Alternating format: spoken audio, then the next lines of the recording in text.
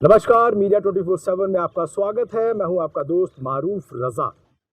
राजनीति की खबरों से मैं लगातार आपको रूबरू कराता रहा हूं, देश दुनिया की हलचल से आपको रूबरू कराता रहा हूं, लेकिन क्योंकि इस वक्त मैं मौजूद हूं एनएसडी यानी नेशनल स्कूल ऑफ ड्रामा। जी हाँ, उसकी वजह है क्योंकि मेरे साथ कुछ ही देर में जुड़ेंगे कुलदीप सरीन, जो कि पिछले 38 सालों से रंगमंच और यूं कहूं कि फिल्मी जगत से जुड़े हुए हैं। बहुत सारे उन्होंने काम किए हैं। इस वक्त मेरे साथ मौजूद हैं कुलदीप। अच्छा, क्राइम पेट्रोल से तो लोग आपको बहुत जानते हैं कि जी। साहब कुलदीप सरीन हैं, जी। लेकिन इसके अलावा मैंने सुना कि एसआरके यानी शाहरुख खान के साथ आपने काम किया। वो भी दिल्ली से हैं, आप भी दिल्ली से हैं और मैं भी दिल्ली से हूँ, और जहाँ से शाहरुख खान निकले मास कम्युनिकेशन से, मैं भी वहीं से हूँ। क्या बात है! तो एक क्या ही बात बड़ा कोइंसिडेंट है कि हम जी, तीनों एक साथ एक ही जगह जी, के। जी, तो जी। कैसे मुलाकात हुई और किस फिल्म में आपने उनके साथ काम किया? मैंने ना उनकी 1989 के अंदर एक फ़िल्म आई थी मारूफ साहब, वो एक फ़िल्म का नाम था Annie which gives those ones करके। अच्छा। तो school of planning and architect की स्टूडेंट है, उनकी लाइफ के ऊपर बना था। अच्छा। तो आईटीओ ये न यहाँ से मंडी हाउस से जी जी नज़दीक ही जी। है, हाँ आईटीओ पे शूटिंग हुआ करती थी। हाँ सो वो फ़िल्म में मैंने एक स्टूडेंट का रोल किया था और हाँ शाहरुख साहब भी एक स्टूडेंट का रोल कर रहे थे उस हाँ। फ़िल्म में। अच्छा। और उसके बाद जब शाहरुख खान साहब स्टार नहीं सुपरस्टार हो गए, हाँ।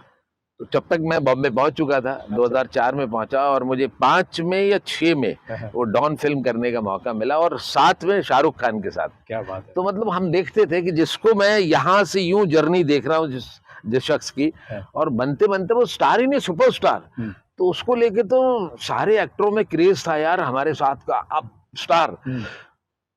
तो जैसे बहुत सारे तो फौज। सुपरस्टार ने जी। फिर आपको रिकॉग्नाइज किया, पहचाना कि ये वही कुलदीप सरीन है, दिल्ली वाला। जी, जी, जी, बिल्कुल, अच्छा। बिल्कुल। मैं मतलब उन्होंने खुद से बात नहीं की, उन्होंने मतलब बहुत तरीके से हम लोगों का जो सीन हो रहा था, वो जैसे आप और हम दोनों खड़े हैं इतने डिस्टेंस पे, वो थोड़े ज़्यादा डिस्टेंस पे थे, जो हमारा सीन था। हाँ हाँ मेरा सीन हो चुका था और वो उनका सीन होना था। हाँ।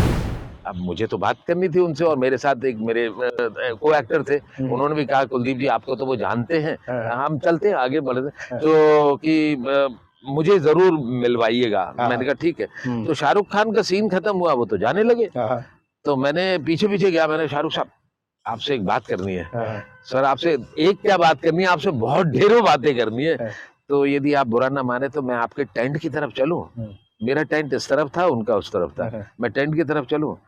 तो उन्होंने सीधा पूछा दिल्ली से कब आए? यूँ चलते-चलते दिल्ली से कब आए? मुझे अच्छा। देखा भी नहीं, दिल्ली से कब आया? क्या बात है। तो मैंने कहा अरे सर, मैंने कहा आप तो ऐसे कह रहे हैं शाहरुख साहब जैसे आपने पहचान लिया। हाँ, मैंने इतने साल हो गए, हाँ, मैं बड़ा हो गया, आवाज़, बॉडी सारी चीज़ें चेंज हो गई। मैंने कहा दिल्ली से कब आया? तो मैंने कहा अभी 4 साल हुए, 3 साल हुए हैं, हाँ, अभी हाँ। 4 साल हुए हैं आए हुए, 2004 में आ गया था। अच्छा, अच्छा, तो यानी ओके। कि इतने ऊंचे मकाम पर पहुंचने के बाद भी शाहरुख खान आपको भूले नहीं। वो मुझे ही नहीं बोले सर, उनके बारे में मुझे उनके एक आदमी मिला, वो ये कहने लगा शाहरुख साहब दिल्ली से जाने वाले हर शख्स को हम्म, जिनके साथ उनका इंटरेक्शन रहा है, हाँ, हाँ। वो कभी नहीं बोलते, उनकी याददाश्त बहुत तेज है। अच्छा। और कहने लगे कि मेरा एक्चुअली उनके साथ था, मैं हम्म, किसी से बात कर रहा था अपने दिल्ली वाले दिनों की और उनकी मेरी के बीच की हम्म, बातें। हम्म, तो उसने यही कहा था, गाड़ी में बैठा हुआ था, उसने कहा कि सर आप जो बातें कर रहे हैं ना, अगर ये बात सच है ना, तो मेरे साहब आपको पहचान जाएंगे। अच्छा। क्या बात तो मतलब वो ये कह रहा था कि मेरे साहब दिल्ली से आने वाले हर उस शख्स को पहचानते जिनके साथ उनका इंटरेक्शन रहा है, चाहे वो लाख कितने बड़े आदमी हो गए। है। हाँ, तो यही तो शाहरुख खान की सिंप्लिसिटी है। क्या बात है। सर वो आपके लिए दरवाजा खोलेंगे सर, गेट क्या बात मतलब गाड़ी का दरवाजा इतने सिंपल आदमी है वो। नहीं, चलिए अच्छी बात है। सतीश कौशिक से, और मैं कहूँ बहुत अच्छे कई आपने डायरेक्टर के साथ भी काम किया। जी। कैसे काम मिला? कहा जाता है कि इस माया नगरी में काम मिलना बड़ा ही मुश्किल है। बिल्कुल ऐसा है कि जैसे कि एक अकेला चना भाड़ क्या फोड़ेगा, तो ये भाड़ आपने कैसे फोड़ा? सर हम तो बम्बई शहर में गए, दरवाजे-दरवाजे अपनी तस्वीरें बाँट रहे थे। अच्छा। तो सतीश कौशिक चूँकि एनएसडी, हम उसी प्रेमाइसेस में एनएसडी के सीनियर थे मेरे। हाँ, हाँ, तो पता लगा सतीश कौशिक एक फ़िल्म डायरेक्ट कर रहे हैं, हाँ। तो रोल दे दिया उन्होंने। अच्छा। 10 का काम था।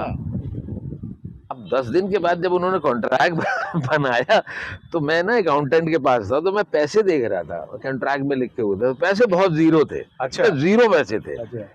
तो मैं उससे यूँ बात कर रहे हैं, मैंने कहा यार पैसे तो बहुत कम है, तो पीछे से आए, क्या है? ऐसे मतलब क्या है अच्छा। क्या है क्या पैसे, इतने पैसे मिल रहे हैं ना, ये भी मतलब ठीक है। गनीमत है। हाँ, मतलब कह लगा हम लोग सब मिलके एक्टर थिएटर वाले लोग हैं, पिक्चर बना रहे हैं हम लोग। उसमें अनुपम खेर साहब थे, नीना गुप्ता, सुष्मिता मुखर्जी, सारे लोग थे, सिर्फ थिएटर वाले लोग थे। हाँ, हाँ। तो क्या लगे कि पैसे वैसे क्या, तो ठीक है जितना जो भी कुछ है। मैंने कहा जी सर आप जो दे दें वो अच्छी बात है। अच्छा। तो वो काम किया उनके साथ में। तो उन्होंने याद रखा, उन्होंने कहा जब बड़ी कुछ काम करेंगे तो फिर उन्होंने कर्ज पिक्चर के दौरान मुझे साउथ अफ्रीका से कांटेक्ट किया अच्छा। कि मैं कर्ज बना रहा हूँ हिमेश रेशमिया के साथ, उसमें तेरे लिए एक बहुत बड़ा रोल है और पैसे की टेंशन मत लेना, पैसे ठीक है। तो टी सीरीज में चले जाना। मैं ठीक है। तो और बड़ा अच्छा उनके साथ काम करने का एक्सपीरियंस था। हाँ, गुस्सा बहुत करते थे लेकिन सॉफ्ट बहुत थे, वो अंदर से बहुत प्योर थे। ये गुवाहाटी का रहने वाला कुलदीप सरीन कैसे दिल्ली में आ गया और किस तरीके से जुनून में आ गया कि नहीं साहब मुझे एक्टर बनना है? तो बचपन में ही क्या है कि हमारे घर के पास में ना आर्मी का जो कैंप होता है ना, वो बीएसएफ आर्मी वाले वो सब कैंप लगा। तो सैटरडे संडे को उनको ना पिक्चर दिखाई जाती थी बीच में ना पर्दा लगा के, और प्रोजेक्टर के माध्यम से उनको पिक्चरें दिखाई जाती थी। अच्छा। तो सिनेमा देखना तो बड़ा मुश्किल होता था, तो आसपास के जितने भी लोग थे ना, तो वो चले जाते थे, तो हम लोग जमीन पर बैठ जाया करते। तो वो उस तरह की उपकार, क्या उपकार फिल्म थी मनोज कुमार की, मेरा गांव मेरा जी, देश, जी, जी। देशभक्ति की फिल्म है। तो वहां से जो सिनेमा के प्रति लगाव हुआ। लेकिन ग्वालियर से आप आए थे यहाँ पर रंगमंच में, जी तो रंगमंच दिल्ली में था, आप रंगमंच कर रहे थे, जी। तो यहाँ करते करते फिर ऐसा क्या हुआ कि आप रंगमंच को गुड बाय करके मुंबई माया नगरी चले गए? क्या लगा? क्या यहाँ से दिल भर गया था? क्या दिक्कत थी? क्या परेशानी थी या बहुत बड़ा एक्सपोजर आपको वहाँ खींच ले गया? नहीं, बहुत ये भी एक बहुत अच्छा सवाल है आपका। एक्चुअली क्या है कि ये एनएसडी रेपेट्री है और यहाँ अमेच्योर थिएटर, यहाँ गली गली में पूरे एनएस मंडी हाउस में देख रहे हैं आप, सब जगह थिएटर ही हो रहा है। तो वो अमेच्योर थिएटर हो रहा है। जो थिएटर कभी भी हमारे यहाँ दिल्ली का थिएटर ना बहुत अच्छा नहीं हो पाया। अच्छा इन द सेंस कि मतलब उसको ज्यादा टिकट लेके कोई देखता नहीं है और थिएटर से आपका सर्वाइवल नहीं होता। क्या बताया, यानी आपने वो कहावत चरितार्थ कर दी कि हर कामयाब पुरुष के पीछे एक महिला का हाथ होता है। जी जी। तो आपके पीछे आपकी पत्नी रही। जी जी तो बिल्कुल। अभी तक वो संतुष्ट है आपके इस प्रोफेशन से, आपके इस रवैये से कि नहीं बहुत हो गया अब छोड़ दो, अब घर का खर्चा नहीं चल पा रहा, पड़ोस वाले पूछते हैं कि तुम्हारे हस्बैंड क्या करते हैं, मैं बता नहीं पाती हूँ, कुछ ऐसा?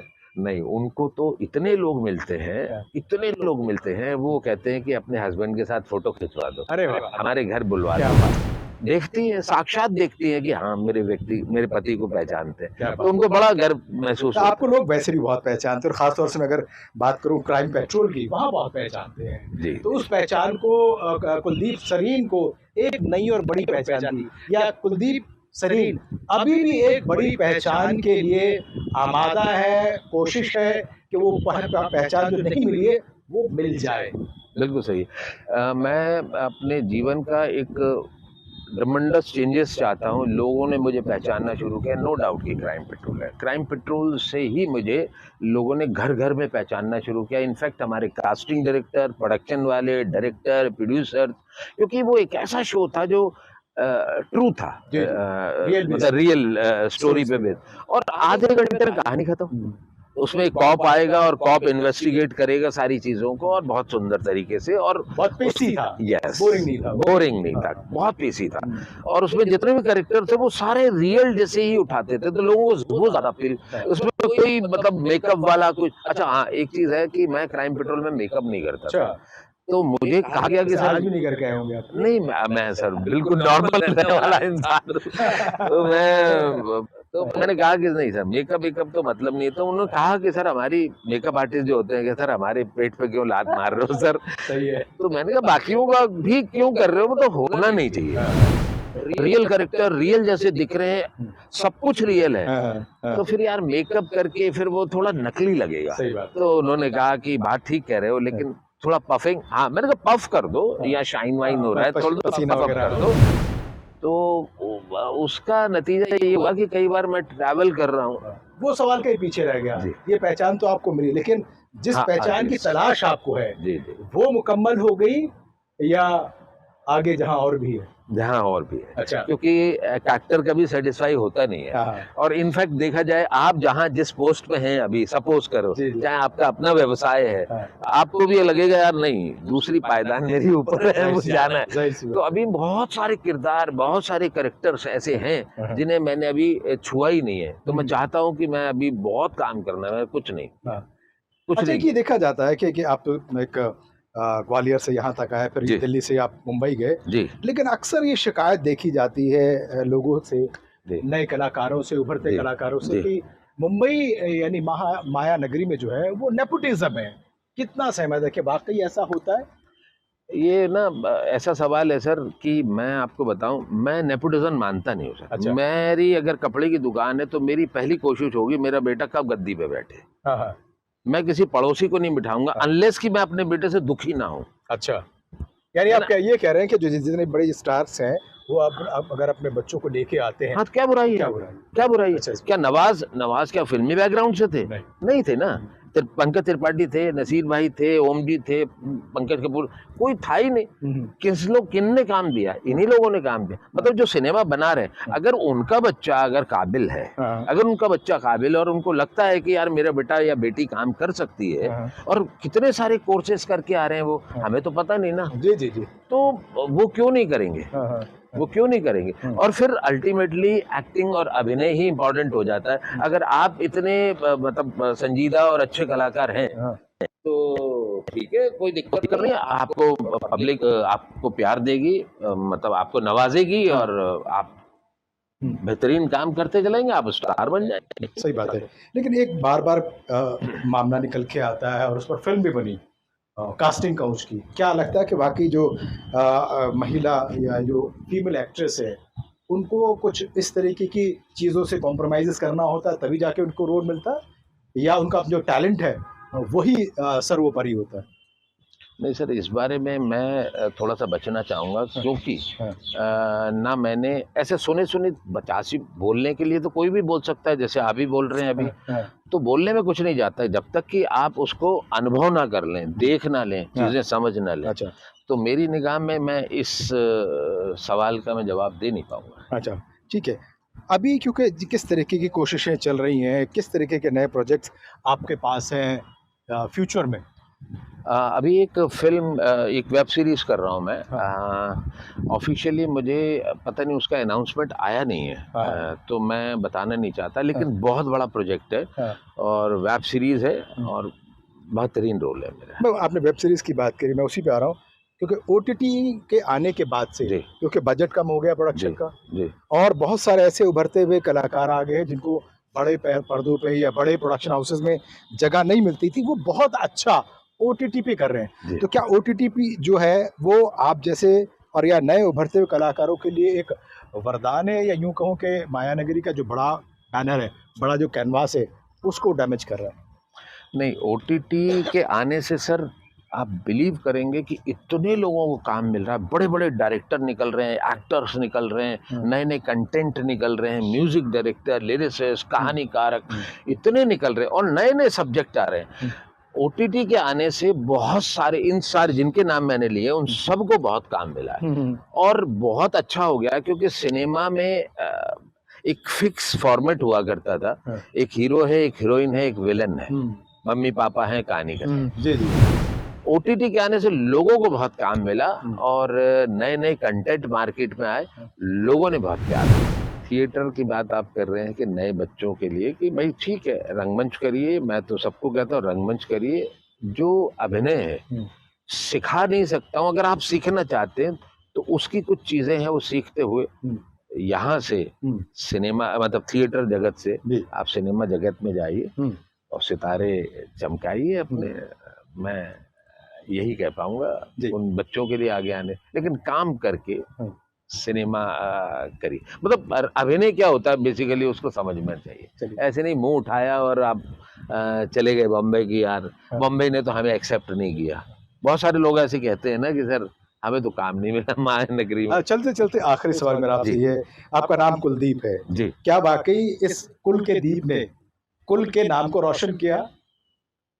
मैं अपने बारे में खैर कुछ नहीं कह सकता। हाँ, ये तो मेरे बारे में अगर मेरे कोई खानदान के या मेरे आस पड़ोस के लोग, हाँ, लोग तो कहते ही हैं ये वाली बात कि मम्मी से कहते हैं कि पिताजी तो रहे नहीं, कि हाँ तुम्हारा बेटा बहुत पिक्चरों में आता है, अखबारों में आता है। मेरे कुछ पॉडकास्ट चल रहे हैं। मेरी एक फिल्म आई है, आपसे जिक्र करना भूल गया। मेरी फिल्म का नाम है, आप दर्शकों को भी कहना चाहता हूँ, मेरी फिल्म आई है अमेज़न प्राइम के ऊपर, छोरी।